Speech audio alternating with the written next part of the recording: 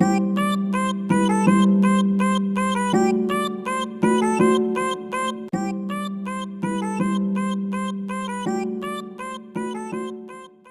morning all of you.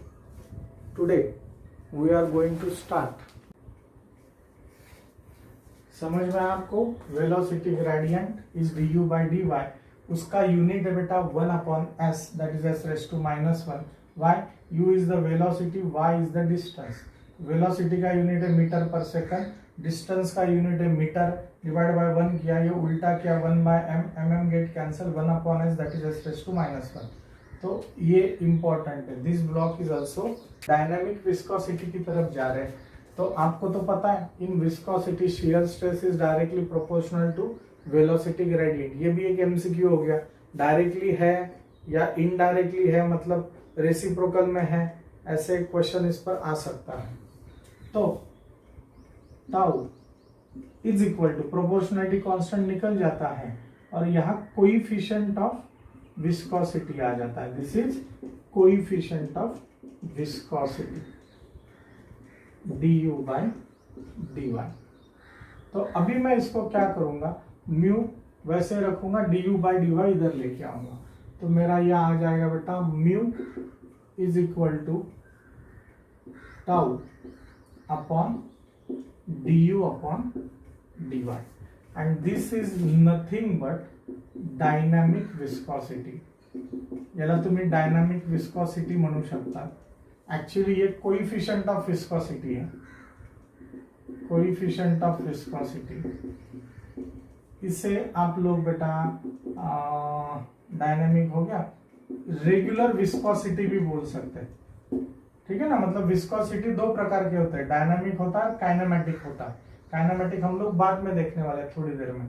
तो इसको regular viscosity भी बोलते हैं, नहीं तो इसे एब्सोल्यूट विस्कोसिटी भी बोलते हैं. ठीक है, तो ये कंसेप्ट है, ये अच्छे से याद रखना है. तो ये हो गया. तो बेसिकली हम लोगों ने अलग अलग यूनिट देखा है बेटा, ठीक है ना, पर हम लोगों ने डायरेक्टली अभी तक डायनामिक विस्कोसिटी नहीं देखा है. तो आप लोग लिख लो डायनामिक विस्कोसिटी का SI unit, MKS unit and CGS unit क्या होता है. तो कल हम लोगों ने ये नहीं देखा होगा तो मैं आपको अभी बता रहा हूँ. ऐसा यूनिट है इसका newton second upon metre square. MKS unit है kg metre upon second, sorry kg. MKS unit है बेटा आपका kg मीटर सेकंड, और बस CGS में क्या होगा, kg का हो जाएगा ग्राम. बात समझ में आ रहा आपको. मीटर का हो जाएगा सेंटीमीटर और सेकंड का रहेगा सेकंड. इसे ही हम लोग वन पॉइज भी बोलते हैं. पॉइजली मैंने बताया, तो पॉइजली की जगह हम लोग पॉइज ये बात कर सकते हैं. और एक रिलेशन है, one poise is equal to 1/10 newton second upon metre square. 1/10 newton second upon metre square. तो this is also very important. मैंने अभी जिन जिन को ब्लॉक किया है, these are very important with the exam point of view. चलो हम लोग ये यूनिट बेटा कैसे आता है वो अच्छे से देख रहे हैं. Again mu is equal to tau upon du by dy. अभी 2 मिनट पहले मैंने आपको बताया what is the unit of tau, newton पर metre square, and what is the unit of du upon dy, तो वो होता है 1/सेकंड. तो बस कुछ नहीं, न्यूटन पर मीटर स्क्वायर सेकंड अपॉन 1, तो ये हो जाएगा newton second upon metre square and this is my SI unit. देखो newton second upon metre square. समझता है तुम्हाला. तो ये कन्वर्जन बेटा आ गया. अभी हम लोग MKS यूनिट कैसे कन्वर्ट होता है, आपने डायरेक्टली याद किया, अच्छी बात है, ठीक है ना, पर कंसेप्ट आपको समझ में आना चाहिए। यहाँ पे देखो न्यूटन है सर, यहाँ पे केजी है, तो कुछ नहीं, न्यूटन और केजी का कुछ ना कुछ रिलेशन है, याद रखो 1 न्यूटन और केजी का कुछ ना कुछ रिलेशन है। तो 1 न्यूटन का मतलब क्या है, केजी मीटर सेकंड पर second square, 1 newton is equal to KG metre पर सेकंड स्क्वायर। हम लोगों ने ये कल भी डिटेल में देखा था। तो अगेन सेम बात है, इसी एसआई यूनिट में मैं वैल्यूज पुट कर रहा हूं। न्यूटन का मतलब क्या है, न्यूटन का मतलब क्या है बेटा, केजी मीटर पर सेकंड स्क्वायर, ये हो गया मेरा न्यूटन इंटू सेकंड अपॉन ये क्या है आपका मीटर स्क्वायर है, बराबर है, ये क्या है आपका मीटर स्क्वायर है, मीटर स्क्वायर डिवाइडेड बाय 1 क्या चलेगा, हाँ बोलना है। अभी यहाँ पे देखो this second and this second get cancel, तो आपका आंसर आएगा केजी मीटर पर सेकंड इंटू उल्टा 1 upon metre square, metre metre get cancel. ये अभी नहीं पर फ्यूचर के लिए आपको बहुत इंपॉर्टेंट है बेटा, और ये बेसिक पता ही होना चाहिए, नहीं तो इंजीनियर कैसे बनेंगे हम लोग। तो ये है केजी अपॉन मीटर सेकंड, तो ये भी देखो केजी अपॉन ये हो गया मीटर और ये हो गया सेकंड, ये मेरा हो गया MKS यूनिट। किसका, विस्कोसिटी का, विस्कोसिटी का चल रहा है ये। तो ये कैसे आया, ये मैंने आपको बताया, ये इधर कैसे आया, ये इधर बताया। तो अभी CGS यूनिट, बस CGS को कन्वर्ट करो, आपको पता है किलोग्राम को कर लिया, किलोग्राम को कर लिया ग्राम में, मीटर को कर लिया सेंटीमीटर में, सेकंड को कर लिया सेकंड में, तो ये हो गया CGS। इसे 1 पॉइस बोलते हैं, ठीक है ना, ये लिखने की जगह 1 पॉइजली नहीं तो 1 पॉइस ऐसे लिखते हैं। अभी हम लोग इसके बारे में बात कर रहे हैं। 1 poise is equal to 1/10 newton second पर मीटर स्क्वायर कैसे है। तो अभी अच्छे से देखो, मैं बता रहा हूं 1 पॉइस, शो दैट ऐसे है, समझ लो 1 पॉइस इज इक्वल टू क्या है बेटा, 1 ग्राम अपॉन सेंटीमीटर सेकंड। अभी एकदम स्टार्टिंग में अगर आपको याद है तो 1 ग्राम इज इक्वल टू, हम लोगों ने अगर ग्राम को मैंने किलोग्राम में कन्वर्ट कर लिया, बराबर है, सेंटीमीटर को मैंने मीटर में कन्वर्ट कर लिया, तो आप मुझे बताओ 1 ग्राम इज इक्वल टू कितना किलोग्राम है, बताओ बेटा, 10⁻³ kg है। तो 1 ग्राम को मैंने 10⁻³ kg में कन्वर्ट कर लिया। ये कौन से भी टेक्स्ट बुक में नहीं बताएंगे, याद रखना, समझ लो, क्योंकि ये आपको आता है, ऐसे वो कंसिडर करेंगे। 1 सेंटीमीटर को 1 मीटर में कैसे कन्वर्ट करेंगे, तो बस मैं लिखूंगा 10⁻²। तो आपको तो बेसिकली पता है 10⁻³ 10⁻² ये जाएगा ऊपर, 10⁻³ इंटू 10⁻+2 तो हो जाएगा 10⁻³ +2, आपका आंसर होगा 10⁻⁻1। तो मैं यहाँ पे लिखूंगा 10⁻⁻1 kg अपॉन मीटर सेकंड। 10⁻⁻1 नीचे आने के बाद होगा 1/10 kg मीटर पर सेकंड। पर आपको तो पता है ये तो MKS यूनिट है, तो MKS यूनिट और SI यूनिट तो एक ही होता है ना, तो kg अपॉन मीटर सेकंड की जगह में newton second upon metre square लिख सकता हूं। तो मैं इसे ऐसे भी लिख सकता हूं कि 1/10 newton second upon metre square. देखो, और जिंदगी मैंने स्टार्ट किया था 1 पॉइस से, समझ लें। This conversion is very very important. इसमें इंटरेस्ट आना ही चाहिए, एकदम फ्रैंकली स्पीकिंग। अगर इंटरेस्ट नहीं आ रहा है, ऐसा होता है कि सर इंटरेस्ट तो इतना ही है, तो इंटरेस्ट नहीं आ रहा है मतलब आप मजा नाही आहे मेकॅनिकल इंजिनियर बनते फिर, ठीक आहे सर। मग हे असं आता माझा इंटरेस्ट नाही, मग कसं करायचं, नाही इंटरेस्ट डेव्हलप करता येतो। I am the proper example. मेरा और मैथ्स का कुछ संबंध है क्या, नहीं। मेरा और इंजीनियरिंग का कुछ संबंध है क्या? नहीं, पण बेसिकली जहां से मुझे आउटपुट मिल रहा है इनडायरेक्टली मैंने उसमें इंटरेस्ट डाल दिया। अभी यही मेरा जिंदगी है। मतलब एक बंदा है तो भी मैं बॅच लेता हूँ और 100 बंदे हैं तो भी मैं बॅच लेता हूँ का? मला बोलायला पाहिजे। बात समझ में आ रहा है आपको? मुझे नॉलेज डिलीवर करना है। तो इनडायरेक्टली पहले मेरा इंटरेस्ट नहीं था मैथमेटिक्स में, डिप्लोमा इंजीनियरिंग में, पर बाद में मुझे आउटपुट मिलने लगा, मुझे सब जगह वाह वाह करने लगे, मुझे पैसा मिलने लगा। तो पैसा मिल रहा है तो इंटरेस्ट क्यों ना डालूं? सेम बात है, मैकेनिकल इंजीनियरिंग में बहुत पैसा है। मैं फिर से बता रहा हूँ, बहुत से लोग कंप्यूटर कंप्यूटर कंप्यूटर कर रहे हैं। अरे कंप्यूटर मतलब यहाँ वॉल्यूम ज्यादा है, यहाँ 100 लोग हैं। अभी मैकेनिकल कम लोग कर रहे हैं तो यहाँ 10-15 ही लोग हैं। पर मेकॅनिकल म्हणजे फक्त गाड्यांची इंडस्ट्री असं नाही। मेकॅनिकल में हायड्रोलिक्स आता है, थर्मोडायनामिक्स आता है, ठीक है ना, सगळ्या गोष्टी आहे। छोटे छोटे पार्ट्स आते हैं। एखादी गाड़ी बनवण्यासाठी 4 व्हीलर बनाने के लिए बेटा 30,000 पार्ट्स असेंबल करने पड़ते हैं। मग या 30,000 पैकी कुठल्या तरी एका पार्टवर तुमची चांगल्या पोस्टला सिलेक्शन नाही होऊ शकत?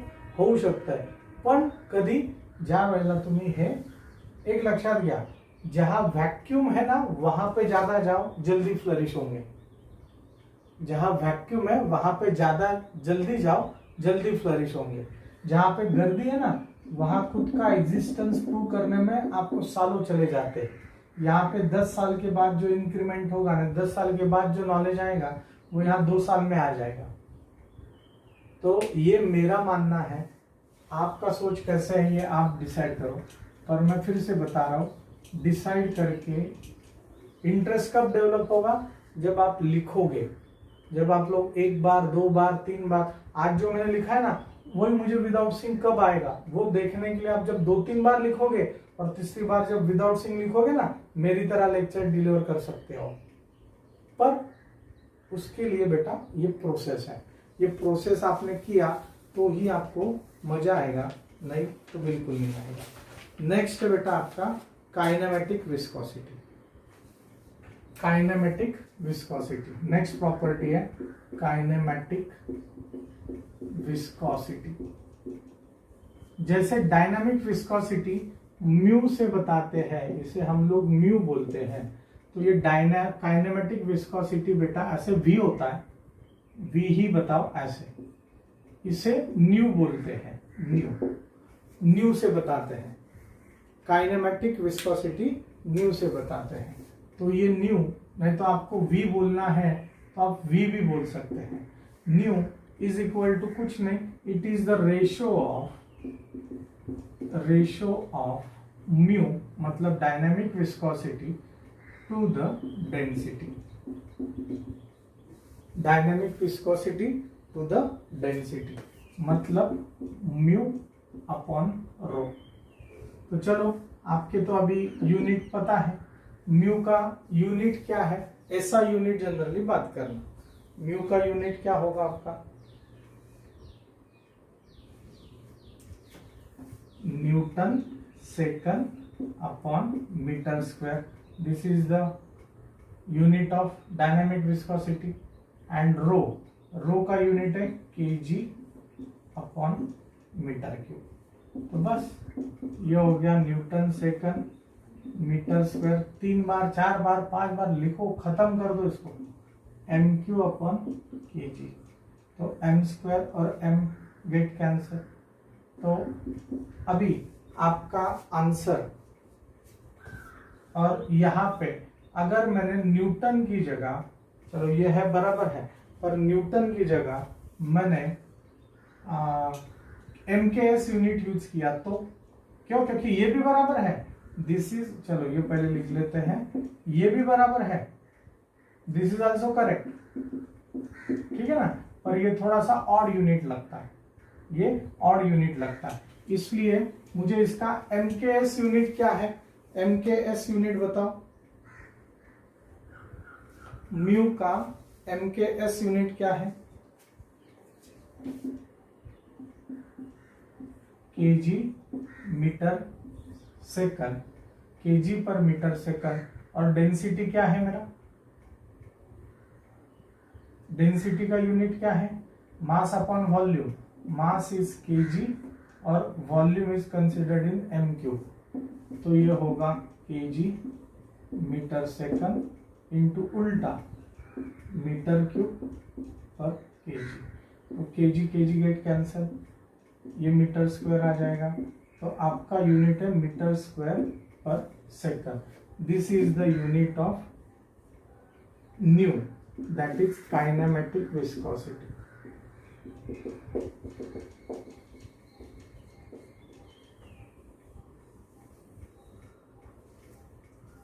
समजले सगळ्यांना?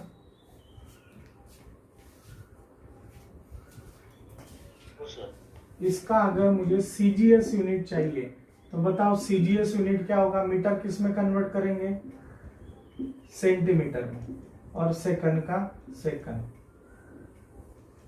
एक्चुअली ये याद रखने की जरूरत नहीं है, याद रखोगे एमकेएस में तो ऐसा unit of dynamic viscosity is points, तो यहां पे हम लोग इसे बेटा स्टोक लिखते हैं. क्या लिखते हैं हम लोग, स्टोक लिखते हैं.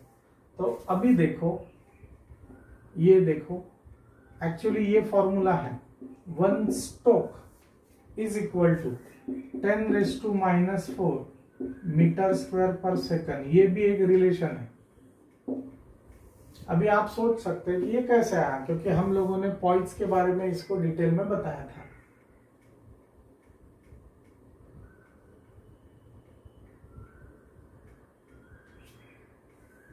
इसका मैं फॉर्मूला शीट भी आपको भेजूंगा. अगेन नए फॉर्मूला शीट हम लोग बना रहे, पर ये सब डिपेंड है आपके राइटिंग प्रैक्टिस पे, ठीक है ना. अगर आप लोग हर रोज राइटिंग प्रैक्टिस कर रहे हो तो फिर पढ़ाने में भी मजा आएगा. आप पढ़ोगे तो मैं फिर और फॉर्मूला शीट्स बनाऊंगा और अलग अलग तरीके से आपको पढ़ाने का प्रयत्न करूंगा. अभी sir 1 stoke is equal to ये कैसे है, 1 stoke is equal to this one कैसे है, तो अच्छे से देखो. 1 स्टोक, अभी मैंने क्या किया, stoke is the CGS unit, CGS को मैंने ऐसा एमकेएस में कन्वर्ट कर दिया, तो बस कन्वर्ट करना इतना. दिस इज सेंटीमीटर स्क्वायर, तो 1 stoke is 1 centimetre square upon second. तो बस आपको पता है 1 सेंटीमीटर मतलब कितना मीटर है, 10⁻² मीटर होता है. 1 सेंटीमीटर मतलब 10⁻² मीटर होता है. तो बस, तो ये हो गया 10⁻² मीटर, और ये तो मीटर का स्क्वायर है, तो यहाँ पे स्क्वायर किया तो मुझे यहाँ पे भी स्क्वायर करना पड़ेगा अपॉन सेकंड. तो ये लॉज ऑफ इंडाइसेस से हो जाएगा 10⁻⁴ मीटर स्क्वायर अपॉन सेकंड. तो यही तो मुझे बताना था 1 स्टोक. हम लोग क्या करते हैं, टेक्स्ट बुक में डायरेक्टली ये वैल्यू दिया है तो डायरेक्ट वैल्यू याद करते हैं, अच्छी बात है, फॉर द टाइम बिंग आप लोग याद पास हो जाओगे. पर ओरल रहता है, एफएमएम का वाइवा रहता है, इसमें ये सब क्वेश्चंस आपको पूछते हैं, ठीक है ना. और उस वक्त sorry sir, I will improve sir, ऐसे बात करके नहीं चलेगा, यहाँ पे ऐसे आपको लिखना पड़ेगा बेटा, ठीक है. तो जैसे हम लोगों ने